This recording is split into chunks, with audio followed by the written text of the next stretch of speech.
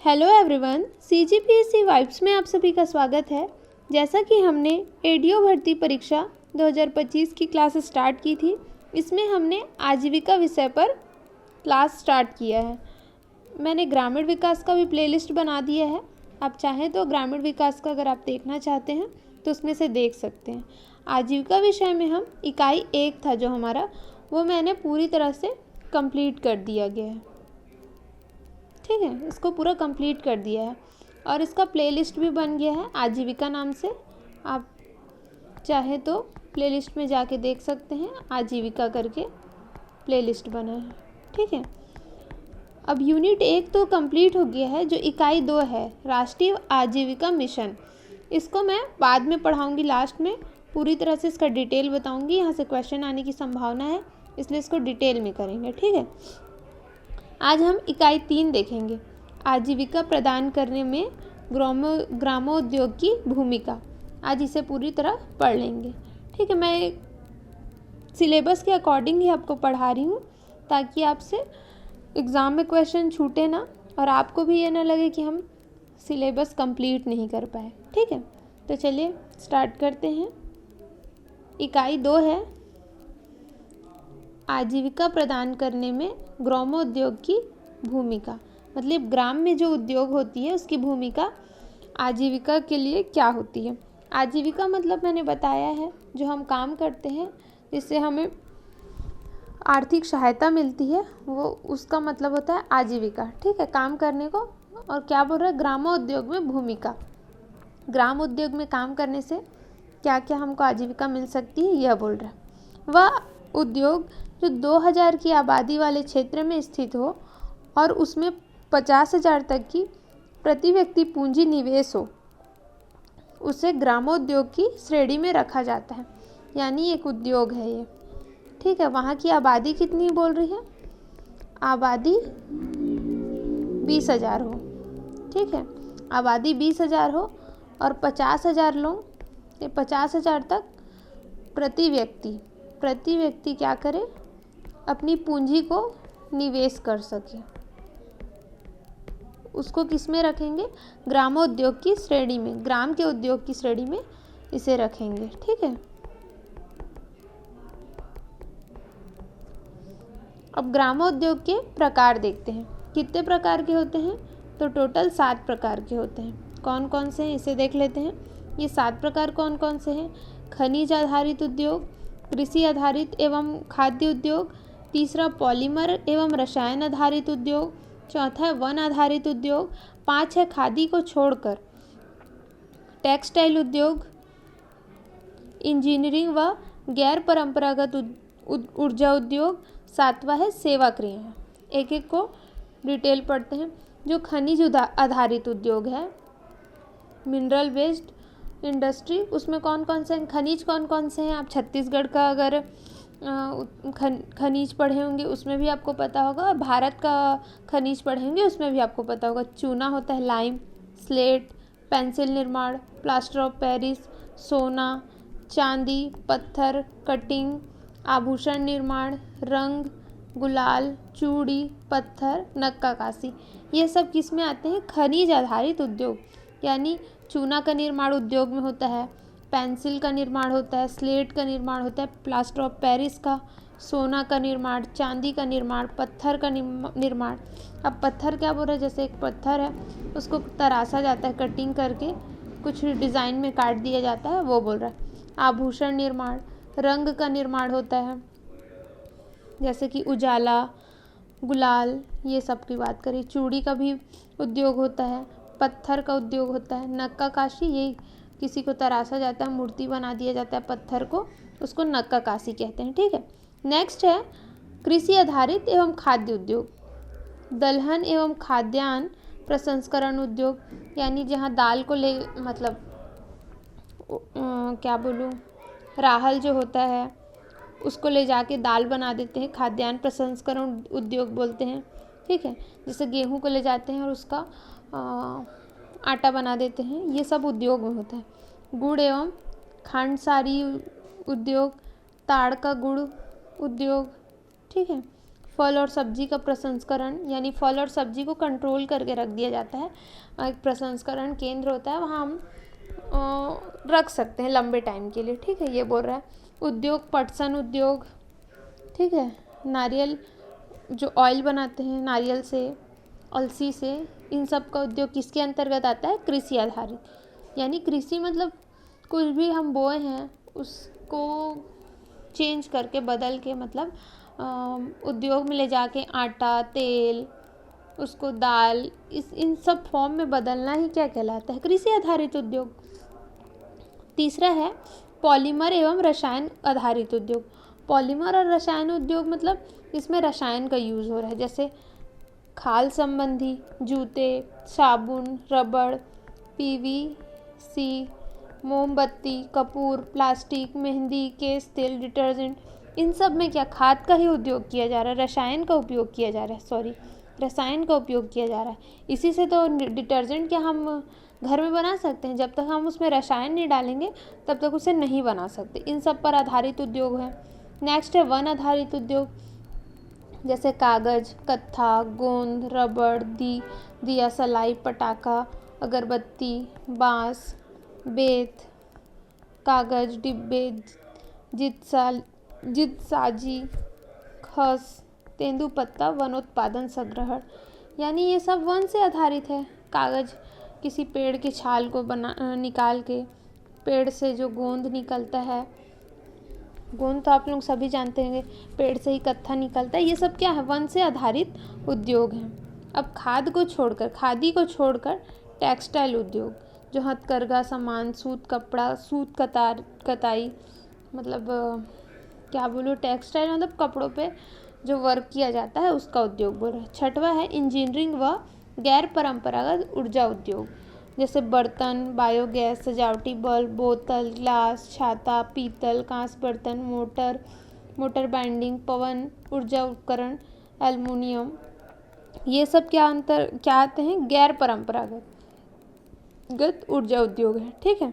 Next है सेवा क्रियाएं, सर्विस इंडस्ट्री, जैसे कि धोबी, नाई, बिजली, वायरिंग, मरम्मत, निर्माण, शिक्षा, चिकित्सा, इसमें सेवाएं दी जाती। इसमें हमें कुछ वस्तु नहीं मिलती, जैसे कि हम पैसे से दुकान जाएं तो हमको सामान मिल सकता है, तो वो किसी सामान के अंतर्गत आ गया, वस्तुएं में आ गई। लेकिन पैसे के बदले मैं अपना कपड़ा धुलवा लूँ या फिर पैसे के बदले में शिक्षा प्राप्त कर लूँ, तो इसमें सामान नहीं मिल रहा, इसमें हमको सर्विस दी जा रही है। शिक्षा तो हमको नॉलेज हो रहा है, एक अंदर हमको नॉलेज प्राप्त हो रहा है, बल्कि हमको कुछ वस्तु नहीं मिली है, ठीक है, ये बोल रहा है सेवाएं क्रिया। नोट, कृषि ग्रामोद्योग के अंतर्गत नहीं आता है, ठीक है, कृषि क्या होता है? ग्रामोद्योग के अंतर्गत नहीं आता है। दूसरा बोल रहा है कृषि जो है ग्रामोद्योग के अंतर्गत नहीं आता है। दूसरा बोल रहा है कृषि उत्पाद ग्रामोद्योग के अंतर्गत आता है। खाली कृषि बोलेगा कि ग्राम उद्योग के अंतर्गत आता है तो नहीं, लेकिन कृषि उत्पाद बोलेगा तो ये ग्राम उद्योग के अंतर्गत आता है, ठीक है, ध्यान रखेंगे। नेक्स्ट है खादी व ग्रामोद्योग आयोग, इसका स्थापना हुआ अप्रैल 1957 में। कब हुआ? 1957 में। इसका पुनर्गठन किया गया 19 जुलाई 2006 को। इसका मुख्यालय कहाँ है? खादी एवं ग्रामोद्योग आयोग का तो मुंबई में है, ठीक है। इसका गठन खादी व ग्रामोद्योग आयोग अधिनियम 1956 के तहत हुआ। अधिनियम कब का है? तो 56 का। और गठन कब हुआ? तो 57 में। और पुनर्गठन कब हुआ? तो 2006 में। ये कौन से मंत्रालय के अधीन आती है? तो MSME मंत्रालय के अधीन कार्यरत सूक्ष्म लघु व मध्यम मंत्रालय के अंतर्गत आती है। इसका क्षेत्रीय कार्यालय कहाँ कहाँ है? तो दिल्ली, भोपाल, बेंगलोर, कोलकाता, मुंबई और गुवाहाटी। यहाँ क्या है? इसका क्षेत्रीय कार्यालय है। इसका उद्देश्य है ग्रामीण इलाकों में खादी एवं ग्रामोद्योग की स्थापना करना और विकास करने के लिए योजना, ठीक है, योजना बनाना, प्रचार करना, सुविधाएं और सहायता प्रदान करना। किस आयोग का काम है? तो खादी एवं ग्रामोद्योग। खादी एवं ग्रामोद्योग की संरचना, इसकी संरचना क्या है कि आंचलिक सदस्य होते हैं, इसमें विशेष सदस्य होते हैं और पदेन सदस्य होते हैं। आंचलिक सदस्य होते हैं, उसमें एक पूर्णकालिक सदस्य होता है और एक अंशकालीन सदस्य होते हैं। ठीक है। विशेषज्ञ सदस्य में क्या होते हैं? 4 विशेषज्ञ सदस्य होते हैं। कौन कौन से क्षेत्र के होते हैं? जिससे विपणन क्षेत्र की जानकारी हो, दूसरा विज्ञान एवं प्रौद्योगिकी क्षेत्र की जानकारी हो, तीसरा ग्रामीण विकास की जो जानकारी हो, और चौथा मानव संसाधन विकास से संबंधित जानकारी हो। ठीक है। इन सब की जानकारी वाले जो जानकार होंगे वो विशेषज्ञ सदस्य होंगे 4, और एक पूर्णकालिक सदस्य होगा और एक अंशकालीन सदस्य होगा। पदेन सदस्य कौन होगा? जो स्टेट बैंक, भारतीय स्टेट बैंक होता है, उसका अध्यक्ष होगा इसका पदेन सदस्य। मुख्य कार्यकारी अधिकारी, जो खादी एवं ग्रामोद्योग का मुख्य कार्यकारी अधिकारी होगा, यह इसका पदेन सदस्य हो। और वित्तीय सलाहकार होगा खादी एवं ग्रामोद्योग आयोग का। ठीक है। नेक्स्ट है वार्षिक रिपोर्ट 2024-25 के अनुसार। इसमें क्या बोल रहा है? खादी व ग्रामोद्योग ने अपने 35 विभागीय और गैर विभागीय केंद्र के माध्यम से प्रशिक्षण का संचालन करता है।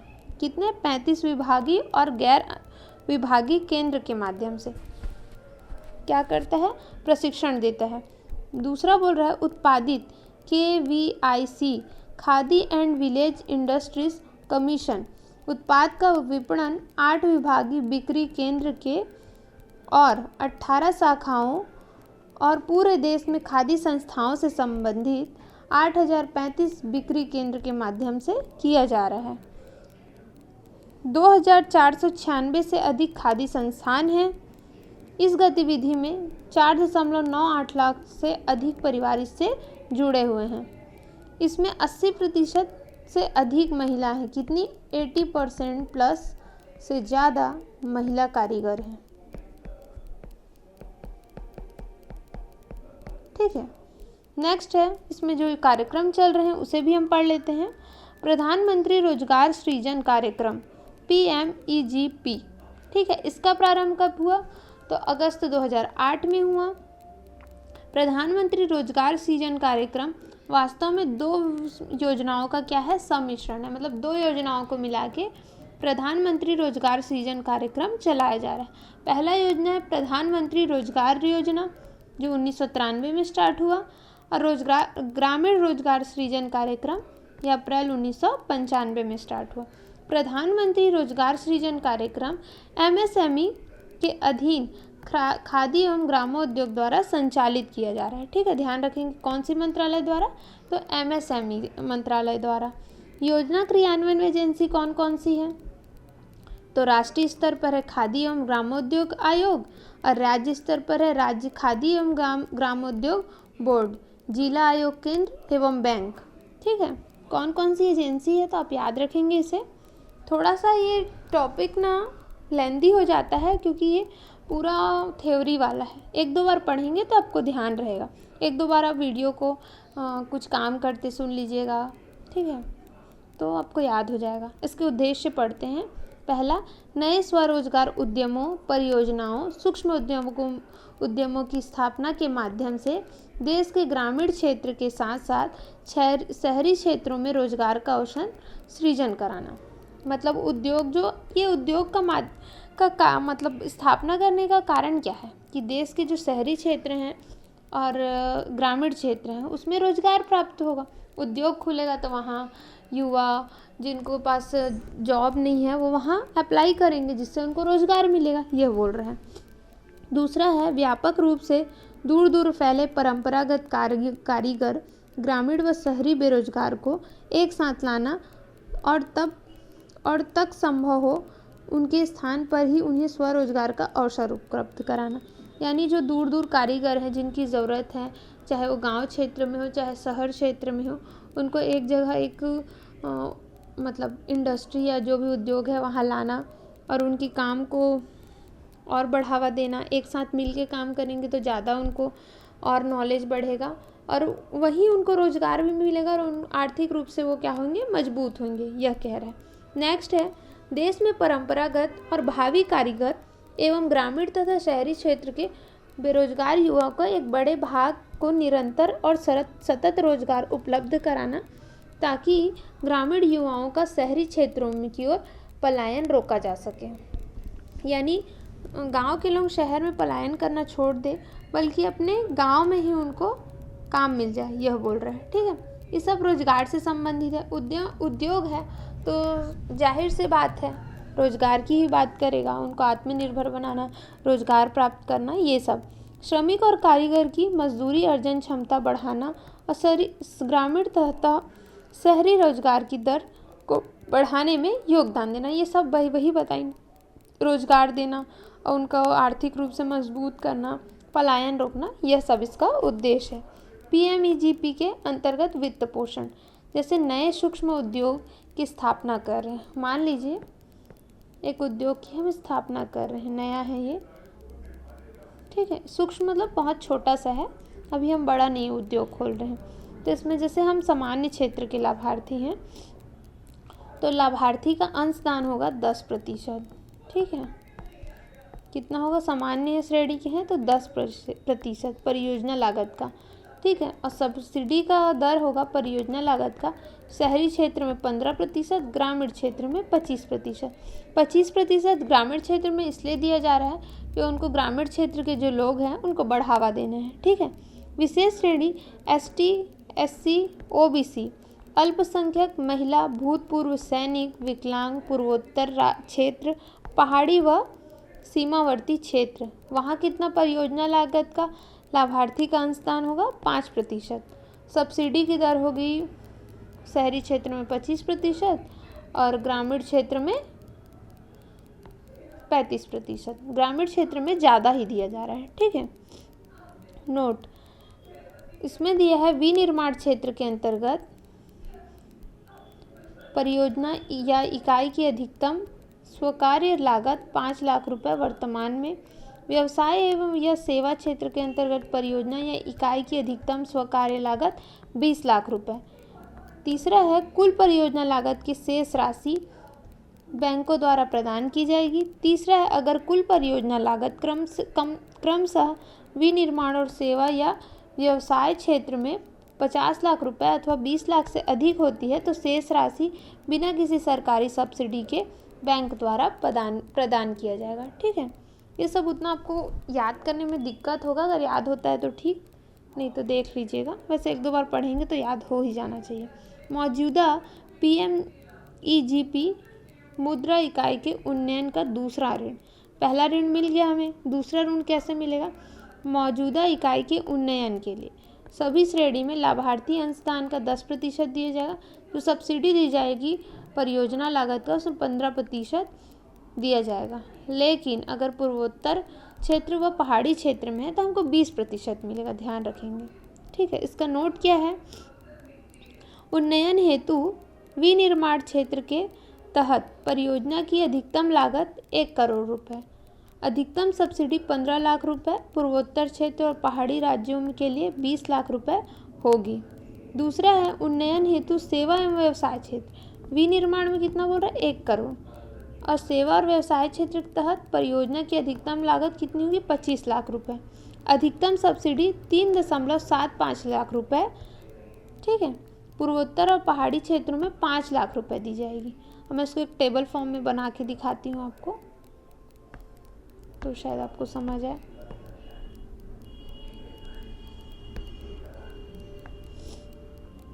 अगर विनिर्माण क्षेत्र है तो 1 करोड़ रुपए मिला जाएगा। ठीक है, परियोजना लागत लिख देती हूँ। और सब्सिडी कितना मिलेगा? 15 लाख रुपए। ठीक है, और पूर्वी क्षेत्र या पहाड़ी क्षेत्र के हैं तो 20 लाख दिया जाएगा। अगर सेवा और व्यवसाय क्षेत्र के हैं, ठीक है, तो 25 लाख दिया जाएगा और सब्सिडी 3.75 लाख दिया जाएगा। और पूर्वी क्षेत्र या पहाड़ी क्षेत्र के हैं तो 5 लाख रुपए दिया जाएगा। ये टेबल को आप बना लेंगे कॉपी में तो याद रहेगा, ठीक है।